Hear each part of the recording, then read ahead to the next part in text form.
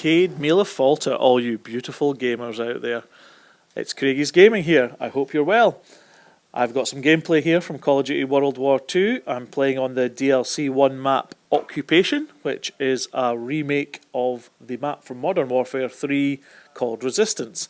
And I'm here to talk to you today about how we can't have nice things in Call of Duty in 2018. Why do I say that? Well, before I get into that, you're going to see some really bad accuracy at the start of this video. This was one of my first games on today. And it's pretty bad at the start. I hadn't warmed up, so you'll see that I get a little bit better as the game goes on. So don't look at that too much, but it is a pretty decent gameplay for me, so hopefully you enjoy it overall. So, what am I talking about? Why can't we have nice things in Call of Duty in 2018? Well, the main thing I'm talking about is the fact that this map in Modern Warfare 3 was one of my favourite maps in Modern Warfare 3. Now that Call of Duty was my first multiplayer Call of Duty. I did own Modern Warfare 2, but I didn't play multiplayer particularly on that when I owned it. And Modern Warfare 3 was my first Call of Duty that I really got heavily into the multiplayer. And therefore it's one of my favourite Call of Duties for multiplayer. Now I know that's not a massively popular opinion for a lot of people out there, but I think whatever first one that you play significantly and really learn the game on always becomes your favourite for that reason. So I loved Modern Warfare 3, and in particular, I loved the Resistance map. It was a really fun map to play. There was different styles that you could play. There was flanking routes, and overall, I just felt that it played really well, and I was really glad that they'd remastered it and brought it into, reskinned it, and brought it into World War II. However, it plays a lot differently, and why is that? Well, I'm going to give you my view. I think nowadays the Call of Duty community has changed, so I don't think it's anything to do with different guns or the fact that there may be very slight changes on this map.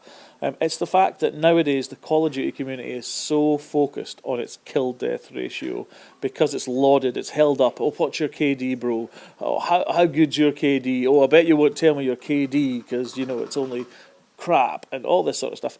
KD means nothing. But as a result, there is more campers than there has ever been in any game. And it's not a new thing in World War II, it's something that's been happening for 3, 4, 5 years now. People decide that they'd rather sit in their own spawn or not move too far from their spawn, wait on the enemy coming to them, and just head glitch them for a couple of kills. And if you keep on doing that, then you'll get roughly a 2 times kill death ratio, certainly a 1.5 and above. And then you can say that you're above average and you're not half bad. If you look at this game, I managed to flank round in behind the enemy a couple of times and get a few kills, but I almost always get killed by a sniper sitting in the same spot, or somebody sitting on a head glitch just waiting for me to walk round a corner. And that's fair enough. Even back in the old games, there was always one person, maybe two person doing that, and the game mode I'm talking about specifically here is Team Deathmatch, 6 on 6. I don't really play much of the other game modes, so in Team Deathmatch, you may have got 1, 2 people camping, but the spawns would flip from everybody else rushing, and that person would suddenly be stranded and they would die. What's happening nowadays in Call of Duty is that there's 3 or maybe 4 people on each team are sitting camping in their spawn, or sitting camping not far from their spawn, and as a result, the spawns aren't flipping, and the ones who are rushing are the ones who are now stranded, and it's making it a less rewarding game style to play. Now, I am not against camping, and in fact, I do quite a lot of sitting in the same part of the map or holding down one side of the map and things that could be regarded as camping. I'm not somebody who necessarily sits in the corner for a long time, although you'll call me a hypocrite in a second because I do it in this game later on. But I tend to try and move around a little bit, but perhaps just stick to one side or the middle of the map or one edge or one corner occasionally. But I also like to, like I do in this game, rush around and try and get in behind the enemy and see if I can rack up a few kills for my team. So the whole dynamic of Team Deathmatch seems to have slowly changed over time. And the fact that there is now maybe 2 or 3 on both teams sitting camping just means that the maps that were good before, like this one, Occupation, or previously Resistance, are no longer quite as fun as they used to be. So that's why I just don't think that we can have nice things in Call of Duty in 2018. This is me when I finally go inside this building in the middle of the map. It's a camper's paradise, this one. And for any noobs out there who haven't done a lot of camping in their time, this is how you do some camping, noobs. You find a nice little spot and you get one kill.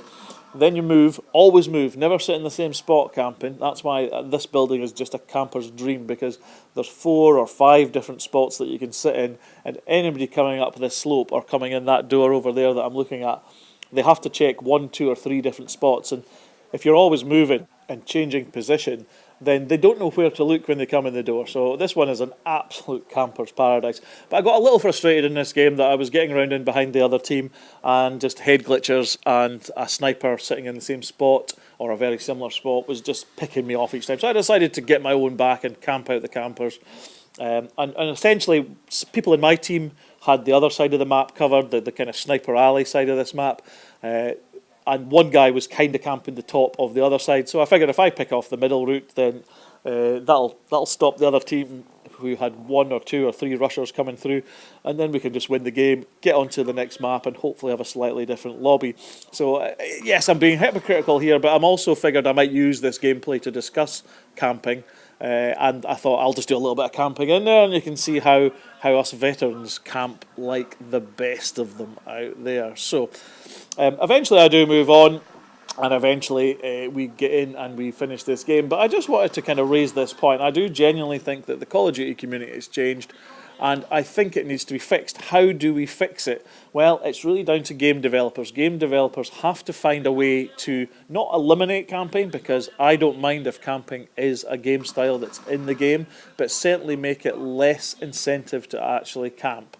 So how do you do that? I think one of the best things to do is ensure that there's an advanced UAV in the game, so that the good players, which is not me folks, but the good players can get an advanced UAV that overrides Ghost or whatever the equivalent is in that Call of Duty.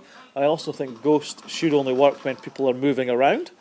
But I think they could also bring in other measures as well that certainly reduces the desire or the incentive for people to sit on head glitches. A bit of better map design might help as well. And those are the 3 main things, and it's really down to the game developers. The COD community is not going to change whilst it is rewarding to camp, so the game developers have to change it to make it less rewarding. That's just my thoughts though. You can let me know what you think down in the comment section. I'm always happy to hear what other people say, and genuinely I think there's a wealth of opinions out there, which is why mine's is not the only one. Anyway, game safe folks, have a great time, and I'll speak to you in the next video. Thanks!